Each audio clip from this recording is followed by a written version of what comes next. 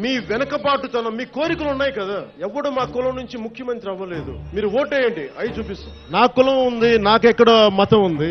నా కూతురు క్రిస్టియన్ అబ్బా. కాపు తెలగ ఒంటరి బలిజలకి చెప్తున్నా, మీరు ముందుకొస్తే తప్ప ఈ రాష్ట్రంలో మార్పు రాదు. కనీసం ఆంధ్ర భావన ఎలాగో లేదు, కనీసం కుల భావనను తెచ్చుకుని బాగు చేయండి రాష్ట్రాన్ని.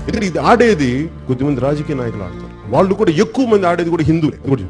అసలు ఇలాంటి గొడవలు పెట్టింది హిందూ నాయకులు తప్ప మిగతా నాయకులు చేయరు. అసలు రాదు వాళ్ళకి. హిందూ ధర్మాన్ని మీరు అగౌరవపరుస్తున్నారు.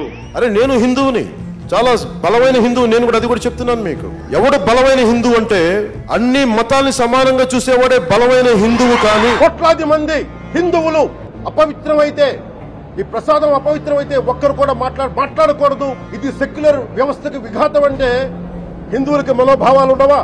ముస్లింస్ ని ఇస్లాం సమాజాన్ని చూసి నేర్చుకోండి. వాళ్ళ అల్లా అంటే ఆగిపోతారు, మనం గోవింద అన్నం ఆగం. మన దేశ దౌర్భాగ్యం మనం హైందవ ధర్మానికి మన గౌరవం ఇవ్వం.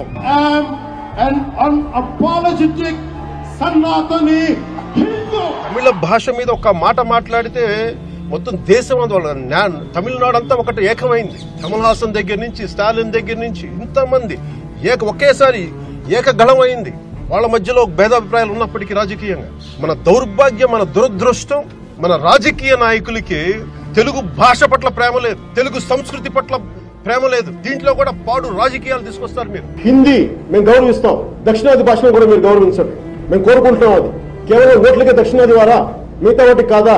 ఆత్మగౌరవం లేదా మాకు? మన తమిళనాడులో హిందీ రాకూడదు అంటుంటే నాకు అనిపించింది మనసులో ఒకటే, అప్పుడు తమిళ సినిమాల్ని హిందీలోకి డబ్ చేయకండి.